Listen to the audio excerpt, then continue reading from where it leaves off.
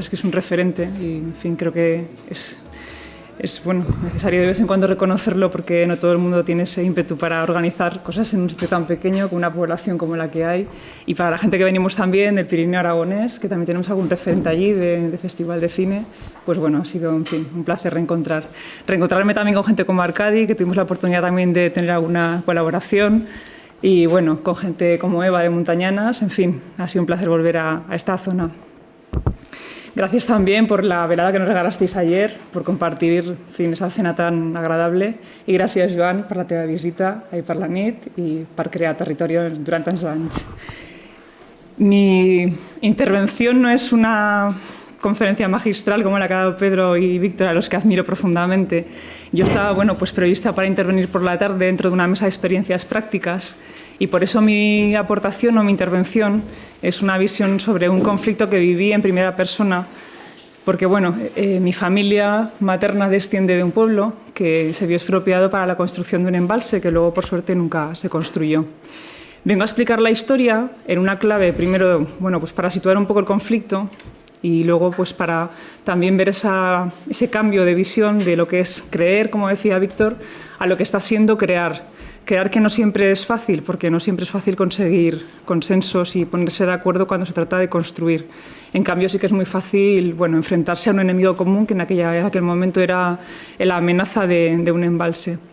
La historia de Jánovas es muy larga en el tiempo. Probablemente ya, pues bueno, en el 2017 hará 100 años desde que se inició la historia. Yo la he vivido en primera persona desde que era muy pequeña y no en vano, aunque soy nacida en Barcelona. Hace 15 años tomé la decisión de volver al pueblo cerca del pueblo donde mi madre nació y donde están mis raíces.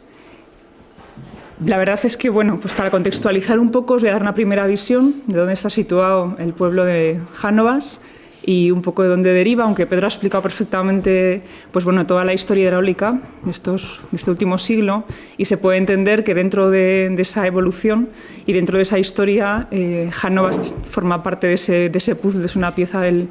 puzzle previsto dentro de esas regulaciones hidráulicas en nuestro Pirineo. Jánovas está en la comarca de Sobrarbe. Bueno, pues en el corazón del valle en medio del río Ara, un río que gracias a la desestimación del embalse de Jánovas es un río conservado íntegramente sin regulación alguna, un río que se puede incluso considerar escénico. Es una zona, bueno, pues de unas características paisajísticas inigualables o igualables a otras zonas del Pirineo, como el vuestro, lógicamente, con 3 parques, uno nacional y 2 naturales. Y bueno, pues la imagen de Jánovas en el año 52 es la que tenéis arriba, y esta es la imagen actual de Jánovas. Un pueblo que, bueno, pues por las características fue objeto del rodaje de una película hace casi 8 años que se llamaba Guerreros, de Daniel Caspal-Soro, porque emulaba perfectamente un pueblo, pues bueno, arrasado por la guerra en ese momento, bueno, pues según el guión de la película, por la guerra de Bosnia. Porque en realidad sí que algo de tintes de guerra tuvo también la historia de Jánovas y fruto de ello es esa visión que tenéis ahí de la imagen de nuestras casas. La evolución de Jánovas, y no me voy a extender porque Pedro ha hecho mucha mención a ello, bueno, pues parte todo del año 1917, cuando el Ministerio de Fomento de aquella época adjudica la concesión de los ríos Ara y Cinca a la empresa que se llamaba en ese momento Aplicaciones Industriales. Aprovechamientos hidroeléctricos, bueno, aplicaciones industriales. Bueno, pues bueno, el contexto de aquella época es la regeneración costista, como ha dicho Pedro, esa figura de Joaquín Costa que conecta los problemas de esa época, de bueno, pues la pérdida de las últimas colonias americanas, un campesinado muy pobre, una incipiente industrialización, con esa potencialidad que tenían las obras hidráulicas, bajo el auspicio de un Estado que en principio iba, bueno, pues a fomentar ese tipo de obras. También de esa época son las leyes de planes de obras hidráulicas y la ley de regadíos, donde se le da una posición preferente a las comunidades de regantes. También da ahí un poco para entender luego toda esa evolución y todo ese peso tan específico que han tenido siempre los regantes, no solamente entonces, sino después en las propias confederaciones, en los organismos de cuenca. Como bien ha dicho Pedro, se retoma esa filosofía en la época franquista y es donde se asiste a esa inauguración continuada de presas y de proyectos. En el año 44, lo que en principio fue Aplicaciones Industriales pasa a denominarse Iberduero. Para nosotros ha sido esa empresa que tenemos ahí un poco señalada a fuego en nuestras vidas, porque bueno, fue la que se encargó de expropiar con unos métodos un tanto expeditivos y crueles, por otra parte, a la gente que vivía en los núcleos afectados por el embalse de Jánovas. En el 44, además, pues bueno, asume el proyecto de la empresa Iberdrola y en el año 1951 se publica la orden ministerial que autorizaba a realizar obras de utilidad pública con la correspondiente expropiación de bienes y servicios para iniciar lo que iba a ser ya inminente, que era la construcción del embalse de Jánovas. Como veremos, esa inminencia no fue tal y, bueno, por suerte de hoy no está construido el embalse. En el año 61 se publica toda la relación de afectados y para hacernos un poco de idea y para ver también cómo una obra de regulación hidráulica desvertebra un valle completo, pues bueno, fueron 151 propietarios los que se vieron afectados por las expropiaciones, veréis ahí la relación de fincas, hectáreas rústicas, suelo urbano, 3 núcleos inundados completamente y bueno, pues de forma un poco vinculante por afección, 4 más que se ven expropiados en parte, sobre todo en las zonas más fértiles cercanas a lo que es el río, el cauce del río, para hacer el embalse, y 17, que es un valle que hay cercano a Jánovas, que también, bueno, pues de alguna forma el Estado vincula la expropiación de las tierras para hacer el embalse con la expropiación también de un valle que, bueno, pues para evitar la erosión del embalse y la aclimatación del mismo, se prevé expropiar a la gente para que se reforeste y, por lo tanto, bueno, pues ayude un poco a mantener el embalse sin colmatarse. Con lo cual, pues bueno, si sumáis todo eso, prácticamente lo que era un censo de población de unas 1.700 personas desaparecen del mapa, es decir, se borra del mapa todas esas poblaciones y quedan totalmente, el valle en medio del río Ara queda totalmente despoblado. Los años 60 son los años más duros de la historia de Jánovas, porque es cuando se lleva a cabo toda la expropiación. La empresa, además, utiliza, bueno, pues métodos totalmente expeditivos, como he dicho antes. A medida que la gente se marchaba de las casas, las dinamitaba para que no pudieran volver y tras varias denuncias se evita la dinamita, pero se emplean medios manuales, en este caso generalmente máquinas, para tirar las casas abajo con el fin de que la gente no pudiera nunca más volver a sus casas. Además, se promueve, dentro de lo que es el expediente administrativo, algo que es muy curioso, que es que la empresa, pues bueno, para evitar esa mala imagen que se puede dar una expropiación forzosa, se opta por esas ventas voluntarias, es decir, se intenta convencer a la población que es mejor firmar porque puede pasar lo peor, que es que se tengan que ver desalojados sin recibir nada a cambio, con lo cual hay una primera fase en la que, bueno, pues la gente accede a intentar encontrar una solución con la empresa concesionaria y firmar ventas voluntarias, que luego, claro, como en el transcurso de los años nadie se para a pensar que podía darse lo que hoy se está dando, que es la reversión, hay pequeños problemas administrativos en reconocer ahora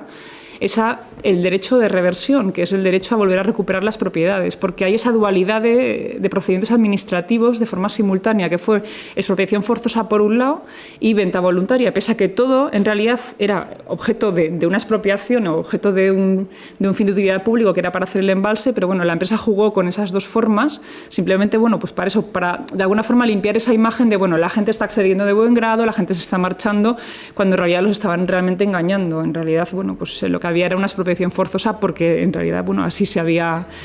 decretado por el Estado.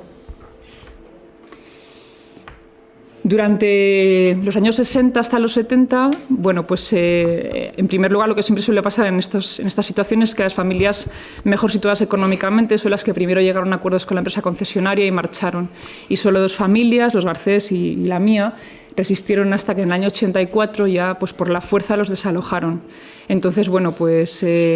os preguntaréis, ¿y por qué estas 2 familias? Bueno, pues porque generalmente el que menos tiene es el que más resiste, y así pasó y así suele ser la historia. Tanto los Garcés como nosotros, bueno, pues eran familias, bueno, con una situación bastante humilde, que tampoco tenían dónde irse y tampoco querían marchar de sus casas. Así que decidieron resistir allí hasta que en el año 84 una orden de desahucio del gobernador civil de la provincia de Huesca obligó a echarlos de sus casas, también de una forma, pues bueno, hoy por hoy impensable, pero entonces, bueno, pues la que había, ¿no? Con un batallón de la Guardia Civil en casa de mi abuela aparecieron una mañana los ingenieros de Iberdrola para bajarle todo lo que tenía la casa en ese momento a la calle y acto seguido tirarle la casa mientras ella marchaba por la calle. Durante la década de los 70 hay como una inactividad en realidad.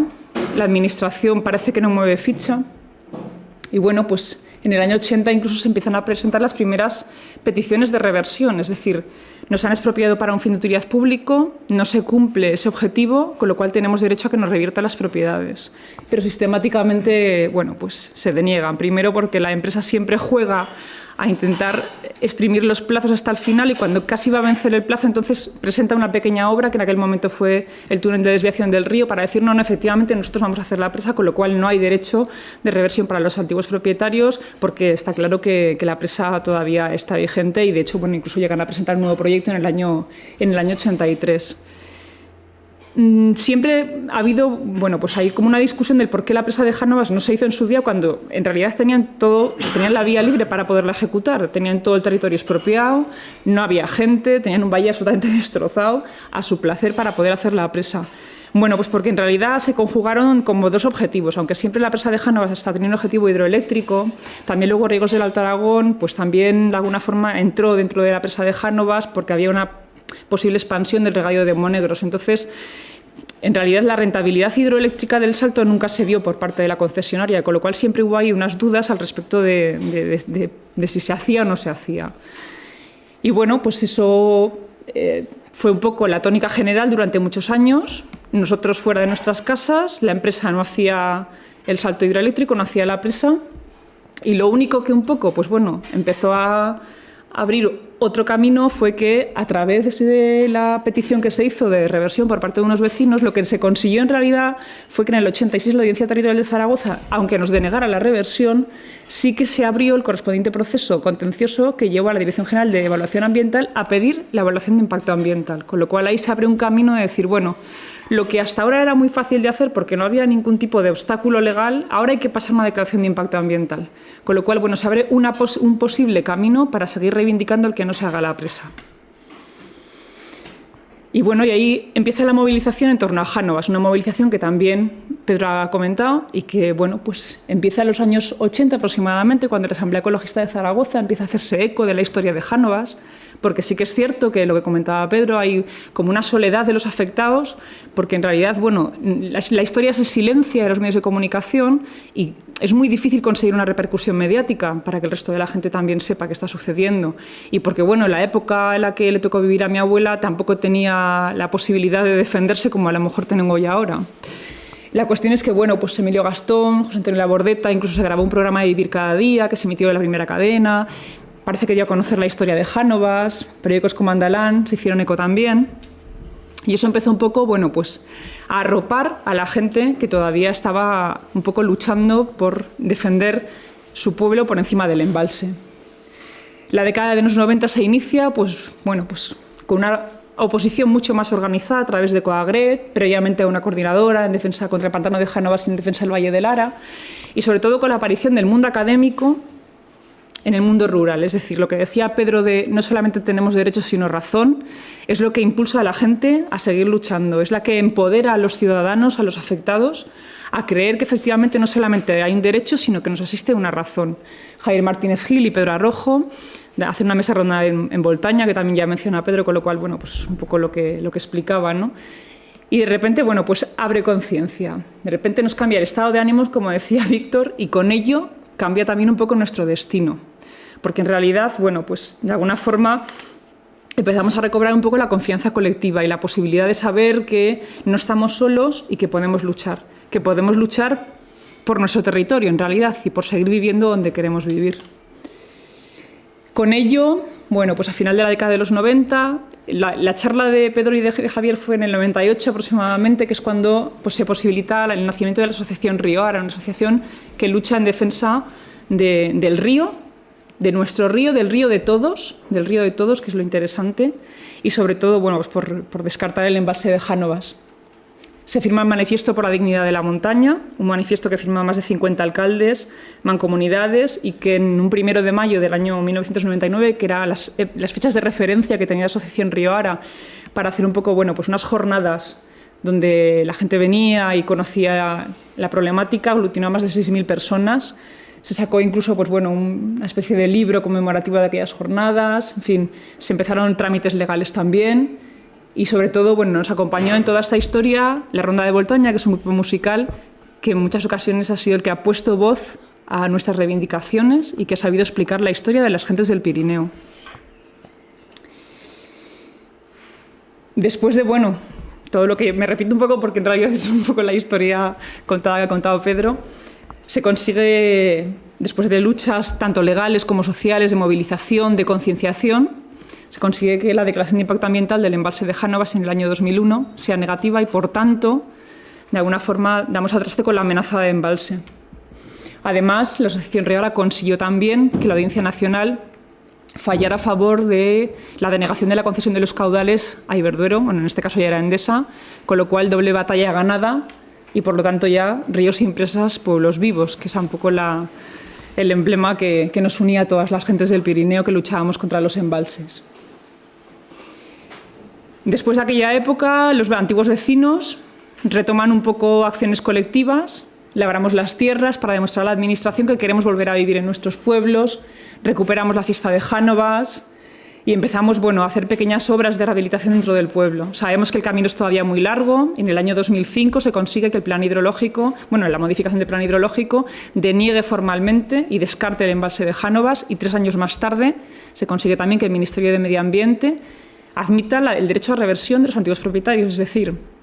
no hecho el embalse, tenemos derecho a que nos reviertan nuestras antiguas propiedades y, por lo tanto, volver a poder vivir en nuestro pueblo. Como la Administración maneja unos tiempos muy distintos a los de los afectados, pues bueno, yo nací con la historia de Jánovas y empecé a ser consciente de ella en el momento en que mi abuela la desahuciaron. Yo tenía 9 años, en el momento en que mi abuela llega a casa y bueno, y vemos el dolor en sus ojos. Y bueno, estoy a punto de cumplir los 40 y todavía veo Jánovas como una esperanza, ¿por qué no? Me acerqué hace ya 15 años al Pirineo en busca de materializar esa esperanza. Y bueno, hoy es el día que, además de seguir creyendo, estamos creando con dificultades. Porque, bueno, la Administración en estos casos no tiende nunca primero a reconocer el daño que ha hecho. Tampoco la hidroeléctrica, que es quien, bueno, materializó ese daño. Sí que es verdad que, bueno, se ha avanzado, ¿por qué no? También hay que reconocer los logros y también hay que reconocer los pasos que la Administración ha dado. Pero siempre se echa en falta una agilidad,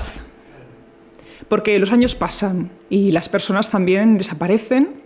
y vamos haciéndonos mayores. Y mi madre ya está cerca de cumplir los 65 y, bueno, pues su esperanza es volver a vivir en la casa que la vieron hacer. Eso, si algo... disculpad la emoción. Si algo nos ha caracterizado todos estos años es que hemos sabido mantener la llama de la lucha. Primero por convicción y luego también por apoyo. Apoyo de la gente que hemos conocido por el camino. Porque en estas historias, si algo tiene de bueno es las gentes que hemos conocido, Víctor, Pedro, otros tantos que han estado ahí y a los que de alguna forma siempre habrá o siempre faltarán palabras de gratitud y de agradecimiento. En el verano del 2012, ya estamos hablando de casi 4 años después de que nos han reconocido el derecho a reversión, seguimos haciendo papeles, la Administración nos pide 32 veces más del dinero que en su día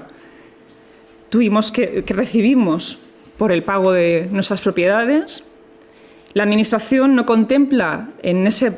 valor del precio de las propiedades el menoscabo sufrido por la propiedad, algo que la ley sí que contempla. Tenemos que demostrar a la Administración algo tan palmario como es que nuestras casas están en ruinas, pero nos tocó hacerlo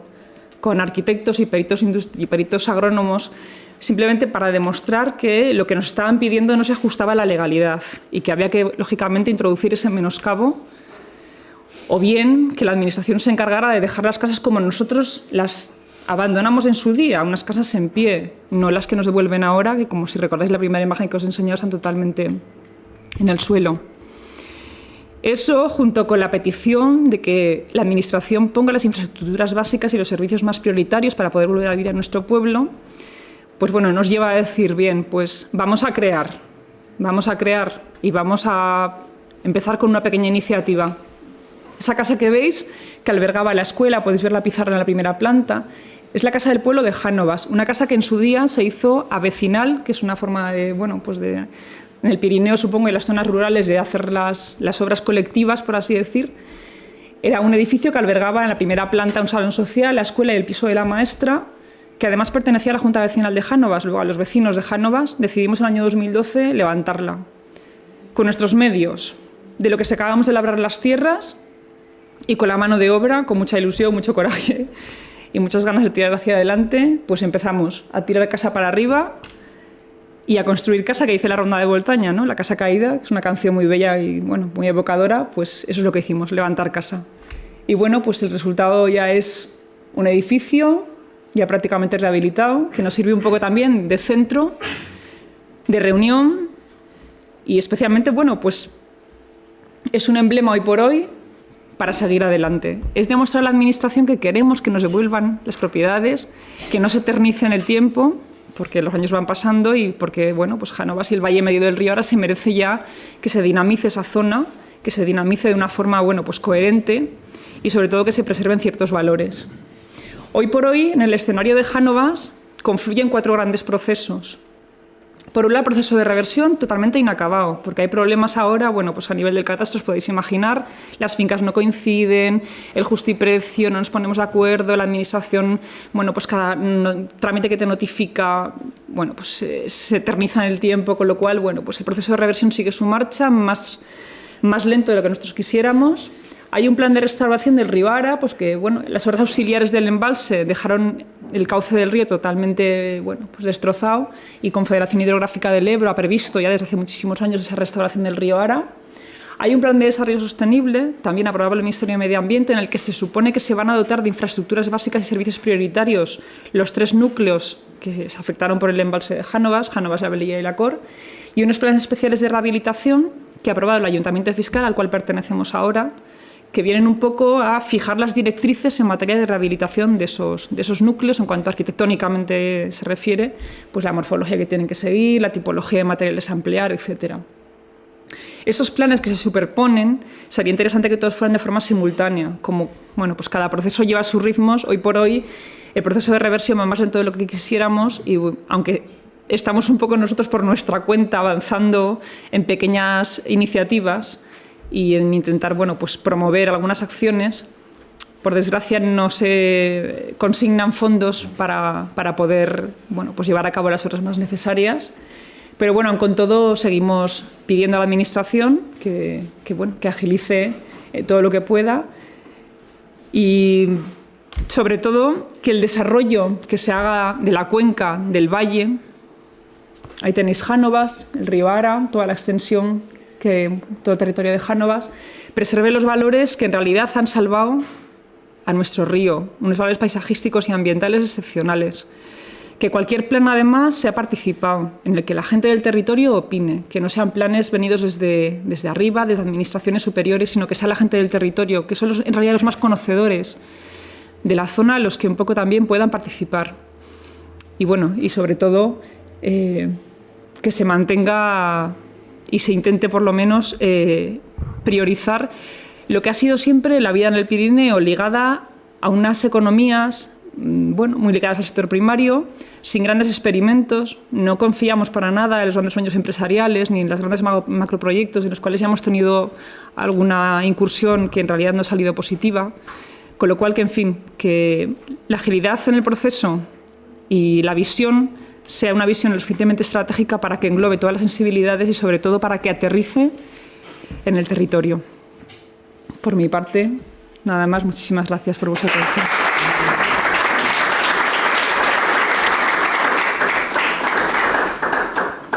Sobre la pregunta que hacías al respecto, en realidad no hay opinión técnica para valorar qué es lo mejor. Primero porque las indemnizaciones, dentro de lo que es el cómputo de indemnizaciones que se paga a una persona que se ve afectada por una expropiación forzosa, hay valores que no se pueden monetarizar. Es decir, ¿cuánto cuesta el desarraigo?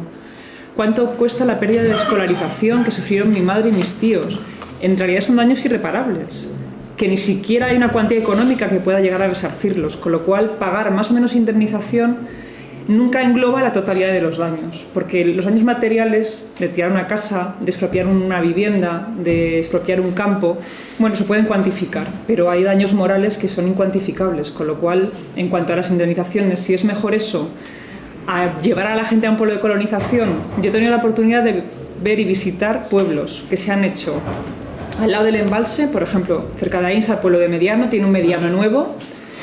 Sus habitantes tienen que ver cada día cómo el campanario de su iglesia del pueblo donde ellos nacieron emerge bajo las aguas del pantano, cosa que, bueno, pues llevar eso el día a día, no sé cómo se puede llevar.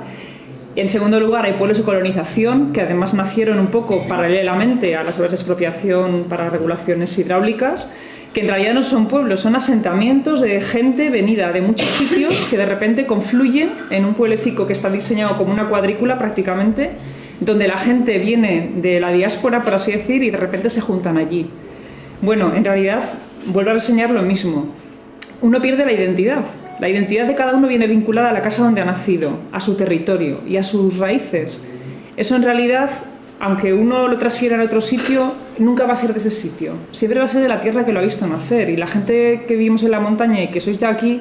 yo creo que es un sentimiento que se vive con profundidad. Uno es de la tierra de donde ha nacido y por mucho que se vaya a otro sitio, esa identidad no se pierde. Con lo cual, en realidad, la mejor solución, bajo mi punto de vista, y es una opinión absolutamente personal, no existe. Es decir, ¿qué es mejor? ¿Trasladar la población a otro pueblo o pagarles más? En realidad el problema es el daño que se hace y hay daños que son irreparables. Con lo cual, bueno, probablemente hablando con gente tendrán sus experiencias al respecto y habrá gente que se siente perfectamente indemnizada y resarcida porque ha podido tener una vida mejor en una ciudad, ¿por qué no? Es decir, en esta película de las grandes obras hidráulicas y de la gente afectada hay visiones de todos los puntos de vista, gente salida de Jánovas que tenía un buen patrimonio y tuvo la posibilidad de, con unas 800.000 pesetas de aquella época, comprar un par de pisos en Barcelona y trabajar en una fábrica, porque la gente venía del campo y la gente no tenía otra formación, con lo cual tenía que acabar en trabajos que requerían una mano de obra poco cualificada.